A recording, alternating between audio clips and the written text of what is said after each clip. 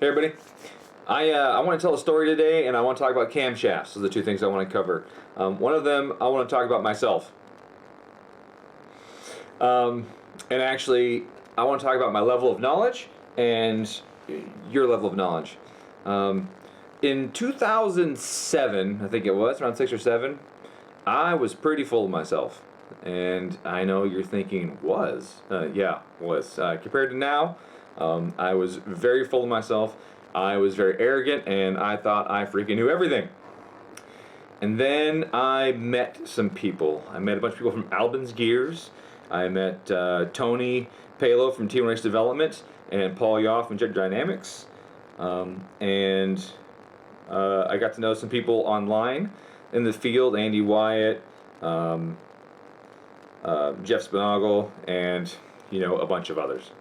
And each one of those people is really, really knowledgeable in their side or in their area of expertise. Engine management, fuel injectors, tuning, etc. Data gathering and management and everything else. And when I started talking, I'd say the biggest leap was when I started talking to Paul and Tony about injectors. I used to think injectors were just like an orifice that you just controlled on or off, and that was it. And it turned out there was just so much more. And I really started to understand, I started to realize how much I didn't know, and that was the key, right? I went from thinking I knew a lot to, holy crap, I don't know shit. And I knew way more than the average person, way more than the average person. So I thought I was a fucking genius. And I didn't know jack. So all of a sudden, I found myself in this area where my mind just exploded. Not out of disbelief, but out of this, it was like engines had been opened to me now. This door opened, and I was like, holy crap, look at all this cool stuff in here. I got deeper into chemistry and into, I'd always known fluid flow and airflow, but I got to realize and learn more about how it affects the operation of an engine than I had previously ever imagined had happened. I learned about tau fueling, which is the fuel puddle in the engine. I learned all kinds of stuff, right? Everything just exploded, and I realized I'm in this huge library, and I've only read 3 books. And I would say that the biggest realization was probably around 2009-ish, somewhere in that range, where I just all of a sudden I started opening more books, both literally and figuratively. Literally, things like Haywood's in Internal Combustion Engine Fundamentals. Version 1, or the first edition, was the one that Paul Yaw actually gave me one year at PRI. And then this is the new version that just came out a little while ago. That I have here on hardback, which is not cheap, by the way. So thank you, Paul, for bringing that to my attention. So all this stuff started happening, and I started realizing just how much I didn't know. And you see this picture on the internet a lot, and I'm gonna bring it up here right now. I'm gonna try and bring it over now. There we go. All right, this whole Dunning-Kruger effect thing, right? Well, 2006, 2007, I was definitely at the peak of Mount Stupid. I thought I knew a lot. My confidence, if you look there at x-axis or y-axis, is confidence, was really high. I was like, yep, I'm fucking the best. And but my confidence was actually quite a bit lower than I had thought that they were. And then those titans of the industry come into my life, and I start learning a lot of stuff. And one of them is how much I don't know. Which is kind of where this one comes in. How much you think you know and how much you realize you know or don't know, and everything. So, like I said, around 2009-ish, somewhere in that time frame, I started to realize that there was so much more to this than I could ever imagine. And I'm not going to lie to you, there's a lot of tuners out there that are still stuck where I was in 2007, or before 2009, in that range. They think they're just the shit. Unfortunately, the difference I think between a lot of them and me is that those guys are happy with their level of knowledge. They're like, yep, I know everything, I'm good. And they don't make any attempt to further better themselves or to improve their craft at all. And then there's a handful of people out there, that are similar or even better than I am, that are constantly shooting for more knowledge. And those people are my favorite people. If you are somebody that is constantly working to better yourself, I love you. I respect you tremendously. If you're facing your fears and doing stuff, you have all my respect. But if you're one of those guys that's just happy where you are, I don't think very good of you at all, because none of us know everything or even close, and there's always stuff to be learned. And that brings me to this channel. I had often wanted this channel, well, first to start off as rants, right? Me cussing and swearing and making jokes and just trying to be funny, you know. But then it moved more towards education, and I really was hoping that I would get to provide a service via YouTube like Destin from Smarter Every Day. If you don't know what Smarter Every Day is, you're missing out. Again, if you're one of those people that like to learn stuff, that is a great channel. Tons of good content on there. And actually recently, he just did a series, I don't think it's even done yet actually, he's working on a series about nuclear attack submarines. And he got on one, and he goes through and teaches you about various systems on it, like torpedoes and, you know, air stuff and control the submarine and that kind of thing. And I watch it and I really like it, but I do feel that they could have paired him up with somebody better in some of these cases, and that there's a lot of stuff that he's missing, or a lot of stuff that could be, you know, a little more accurate. But it's a great series. I really enjoy it, yeah, you gotta check it out. Right, it's really good. So Smarter Every Day is an awesome YouTube channel. I really like watching them. Anyway, so in that effort of being smarter, what I want to do is I want to tickle your brain, right? I want you to think, or I'm assuming that you're probably somewhere, you know, on that forward slope of the peak of Mount Stupid on the graph there. And I want to help open that door to that gigantic library that you know is there, and slide you down that slope into the Valley of Despair, because when you get there, you're like, holy crap, I'm stupid. But the amount of information you learn from then on is just amazing. And so what I want to do is I just want to tickle. I want to talk about cams. I want to show you my cat. I want to talk about camshafts and just a little bit, right? Just some aspects that I don't think that people or everyone realizes is involved in cams. And so we're going to start that now. So camshafts, right? Camshafts, people say, is the heart of the engine. And camshafts control the way airflow, the way airflow moves through the engine. Now, that's really generic, right? So you got to break it down. You got to break it down into the cycles of the engine, and then how the camshaft affects each cycle in the engine. So what are the 4 cycles? You got intake, compression, combustion, and exhaust. Now, in each of those, there are little nuances to each one and how it affects the output of the engine. So with that, I'm going to bring up this picture here, right there. Now here we have a representation of the lobes of a cam. The exhaust cam is always on the left, the intake is always on the right. And that feels weird, right? That feels weird because we always talk about the intake stroke first. But what's important to realize is that the other 2 strokes, compression and exhaust, or I'm sorry, compression and combustion, the valves aren't really involved in that as much at the beginning of one and the end of the other, which is absolutely critical. But shown graphically, we have just a huge void between these 2 lobes. So what's important in this is that you need to see how the lobes affect each other. And that's what this shows. Well, this one's a little too complicated. Let's get to a simpler one. Here's an easier one, right? Exhaust lobe on the left, intake lobe on the right. The area between them, where they're greater than the base circle, is the area of overlap. You can see that in here. So here again, you can see down there by TDC, you will see that both valves for intake and exhaust are open at the same time, albeit a small amount of lift, but they are open at the same time, and therefore air is flowing in that region. Now, which way is it flowing? Totally depends on what's going on. Are we in a situation where the car is at idle and there's a lot of overlap? You know, you've all heard big cams. Then the air is actually going from the exhaust to the intake during that portion of time when they're open at the same time. Or are we in boost and we're in like a mid-range area, or the boost is just coming in and back pressure is actually less than boost pressure, which is the best place to be? Then in that case, air is moving from the intake to the exhaust side. Again, those are just two little things to think about with just overlap alone. But let's do a little more in overlap. Why is it that cars idle really rough with a lot of overlap? Well, there's two main aspects to a rough idle due to overlap. One of them, gotta get the cat some food. One of them is during overlap, during the actual overlap event.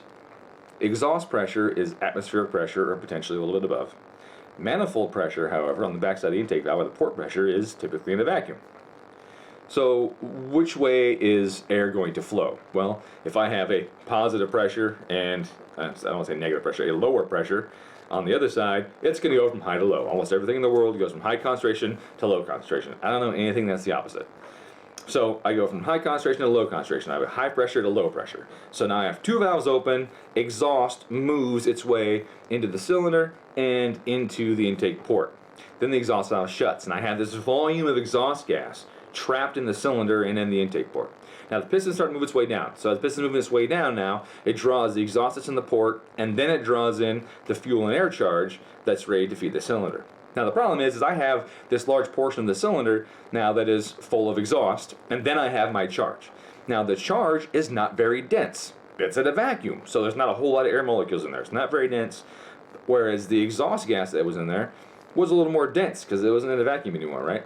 So the ratio of exhaust to fresh charge isn't great. It isn't ideal for this situation, right? Now the piston moves down, and then the piston starts moving back up again. And what few realize is that the intake valve shuts well after bottom dead center. Let's see if I can get a picture of that.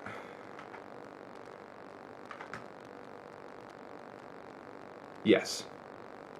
So if you look at this here on the right, you'll see 180 degrees on the bottom. That is when the piston is at bottom dead center. But you'll notice that the intake valve is still open. So now that piston comes down and it turns around and starts moving up again. And what it's doing is moving up.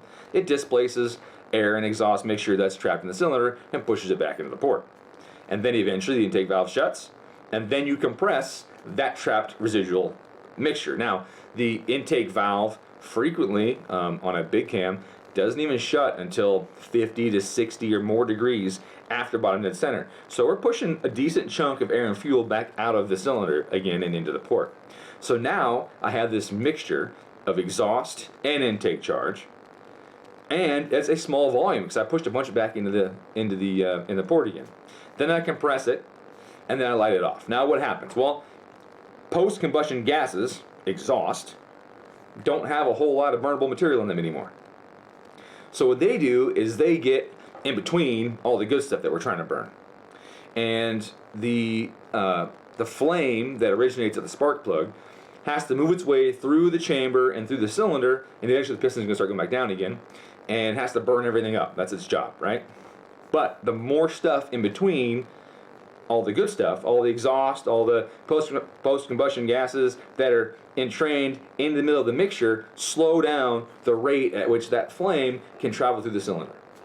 And if I get enough exhaust in there and everything, and with also the low amount of total charge and the reduced amount, I'll say, compression of that charge, there's a likelihood that it's not going to fire.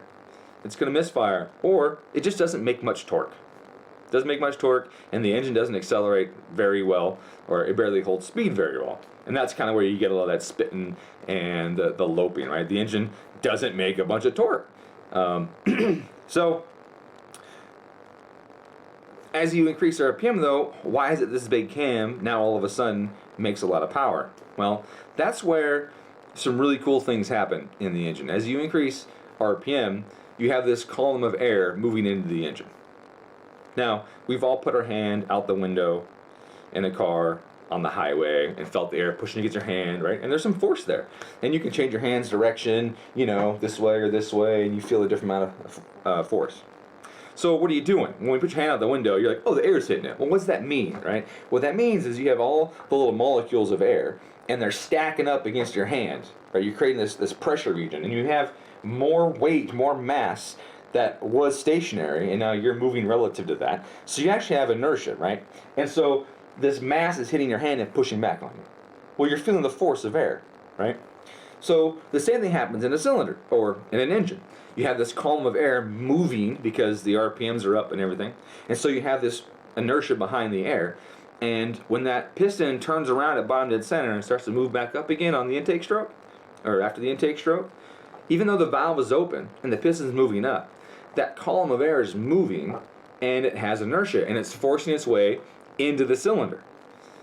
So after bottom dead center, the air doesn't just magically turn around and go back up, or turn back around and go into the intake port. The air keeps feeding itself, and the air is stacking on top of each other. And then also you have the issue, I didn't say issue, but you have flow restrictions in the port, around the valve, and all of that. And so the cylinder might not even necessarily be at atmospheric pressure yet. Just because at the bottom dead center doesn't mean it's atmospheric pressure yet. You still have to suck all the air and fuel in through a straw that is your port. And so having that valve open also allows the air more time to fill that void.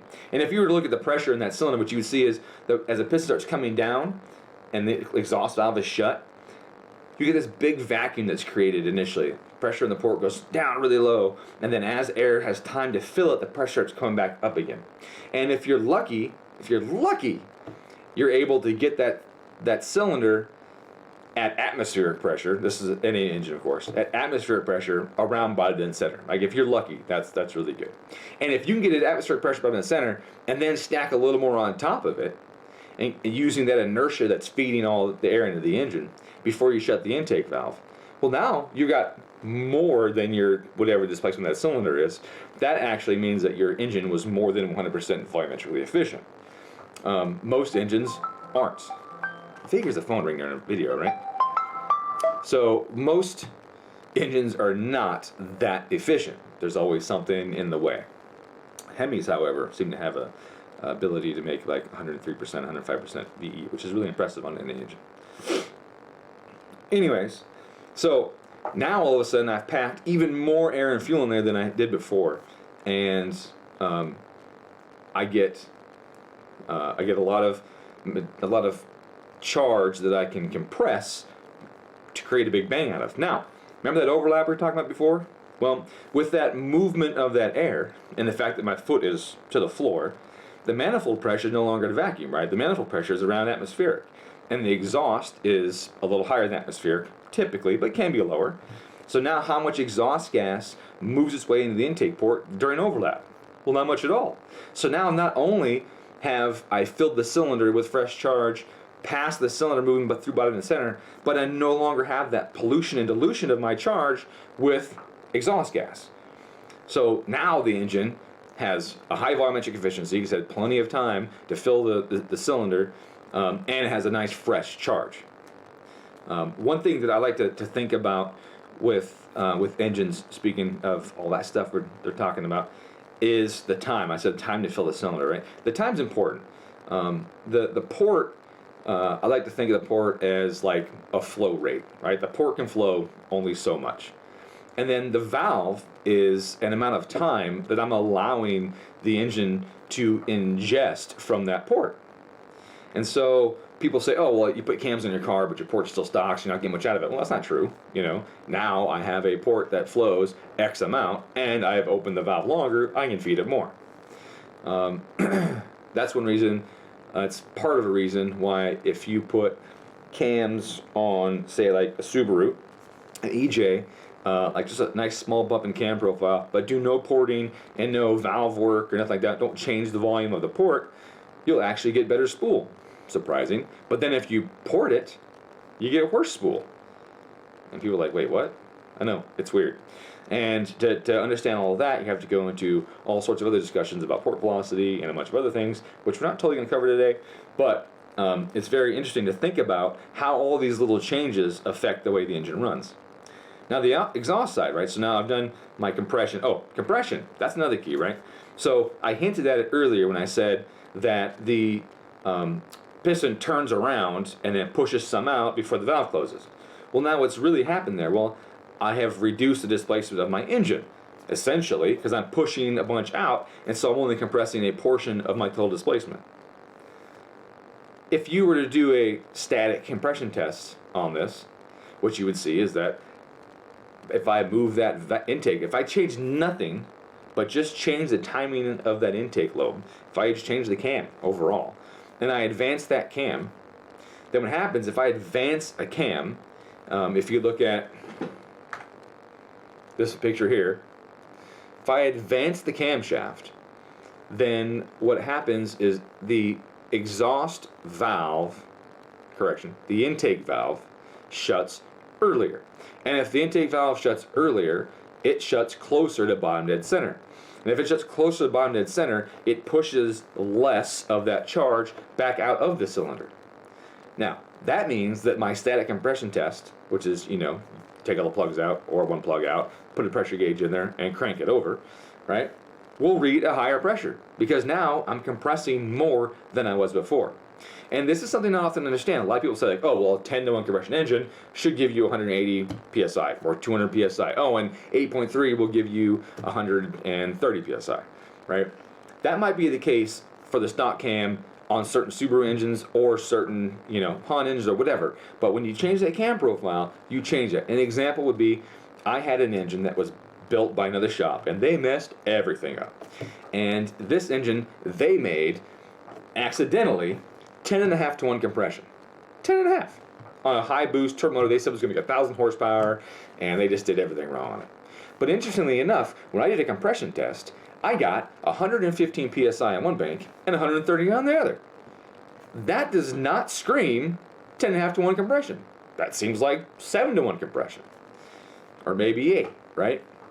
So I looked at this and I went, something's wrong with that. Well, what is it? Well, in a Subaru, if you use a head gasket that's too small for your application, which they did, which is why it was 10.5 to 1 compression, what you also do, though, is make the engine narrower. When you make the engine narrower, technically your timing belt should be a shorter length.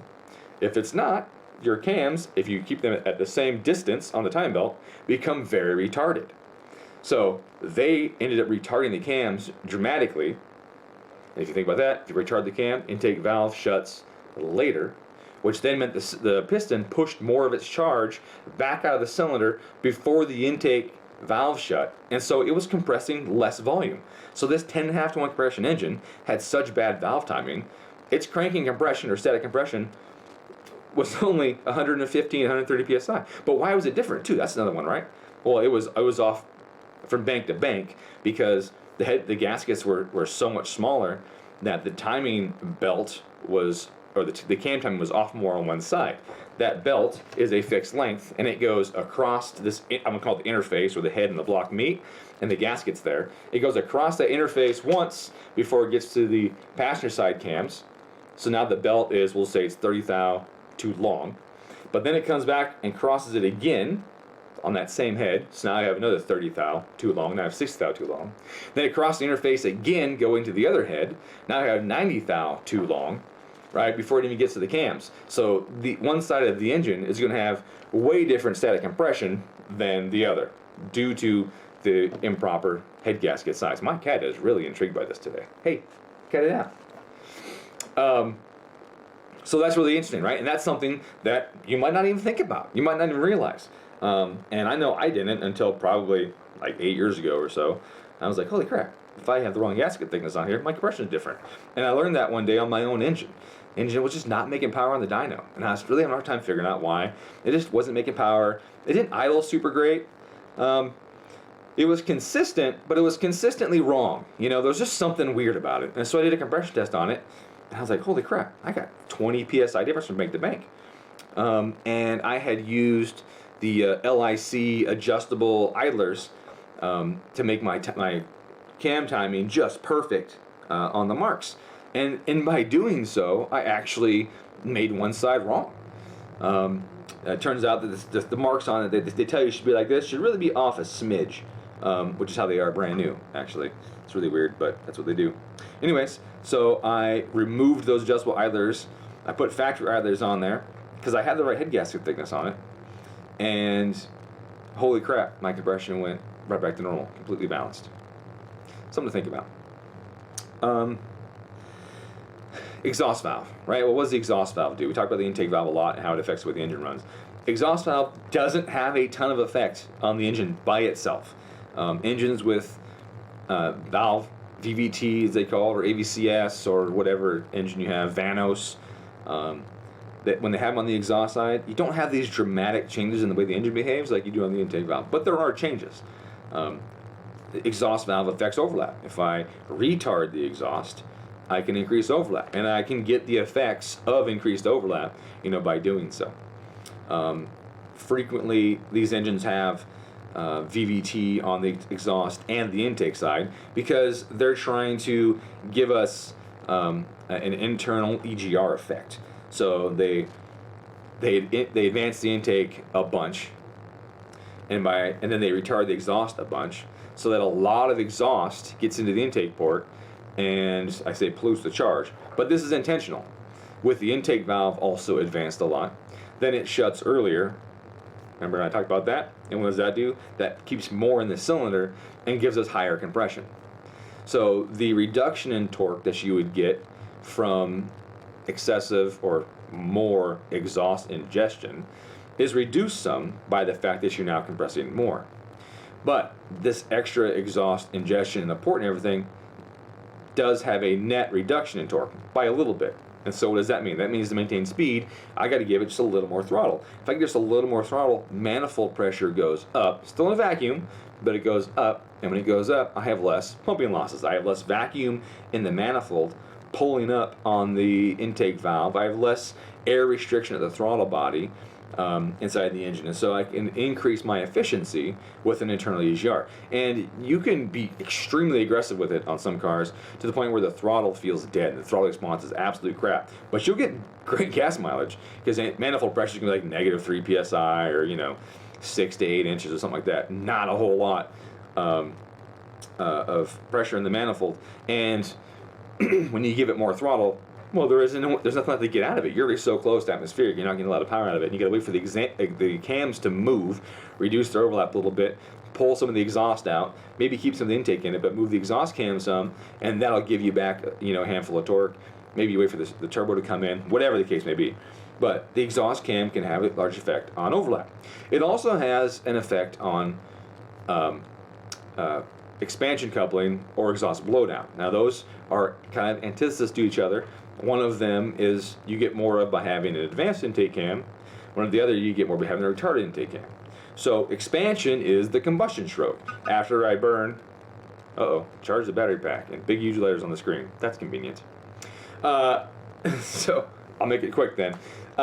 Expansion is the coupling of the gas that's combusting as it expands, right? You want to suck every last bit of power you can out of that. That process is over when the intake valve or the exhaust valve opens. The exhaust valve opens, the pressure in the cylinder gets blown out the exhaust port. Sounds an awful like exhaust blowdown. So if I open the exhaust valve earlier, I get what's called exhaust blowdown.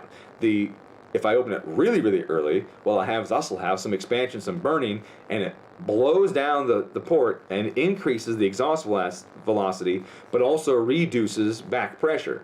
Now this blowdown might be really handy in having a high exhaust velocity in the primary to help produce a pressure wave in the exhaust that can be used for exhaust tuning or resonance tuning in the exhaust. So the exhaust valve can affect expansion, which is absorbing just and getting the last little bit of power out of it. Not most of it, because most of it's near top dead center, about 20 degrees after or so. Or in increasing the velocity in the engine and reducing overall back pressure in the engine with the exhaust cam. So not a huge difference, but a little bit. You get a few percent here and there, and you can definitely get better economy and emissions from it.